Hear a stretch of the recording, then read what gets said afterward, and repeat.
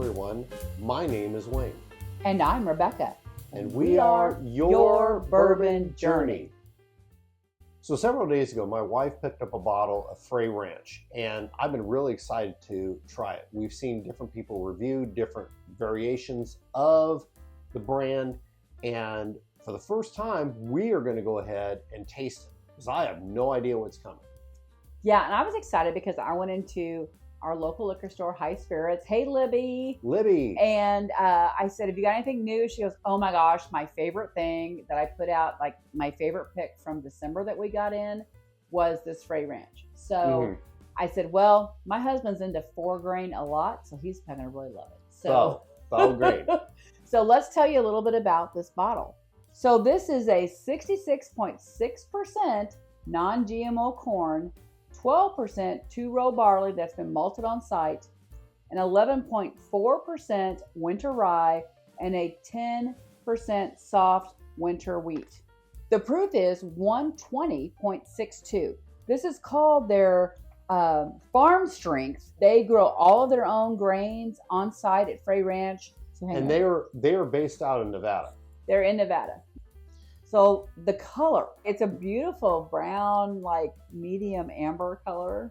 Let's smell it. Oh, the grains are there. You know it's a 4 grain. Oh, it smells so good. I'm getting some corn notes, some wheat notes. Oh, yeah. Oh, it's coming through really nicely. I'm getting a lot of corn on this. I'm getting a fresh corn. It's like it just came off the stalk. Yes. Right? I mean, it's just amazing. I'm excited about our first taste. So we do it? Absolutely. Here's Cheers. the Frey Ranch and our first taste. Cheers, Frey Ranch. Ever.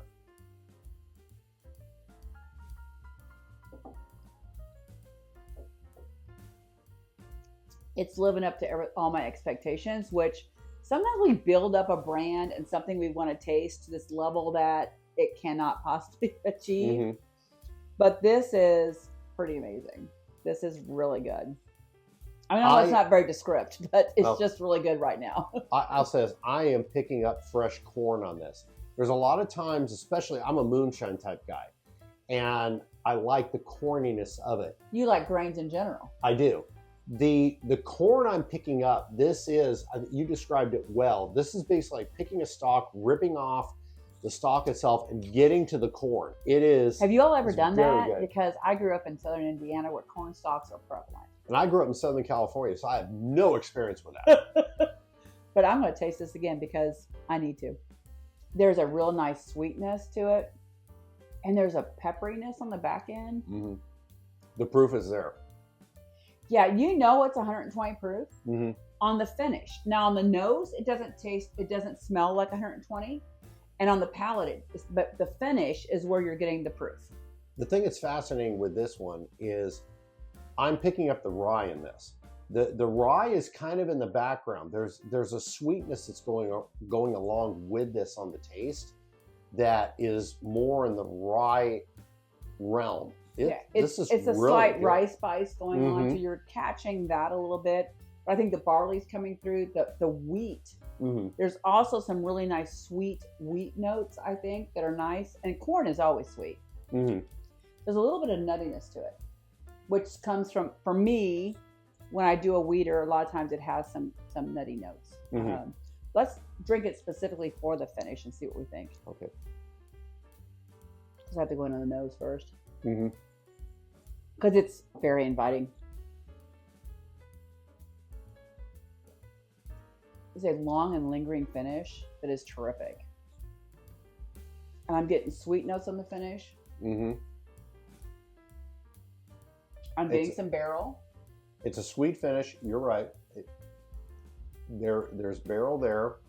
I don't get pepper. I normally get pepper on the back.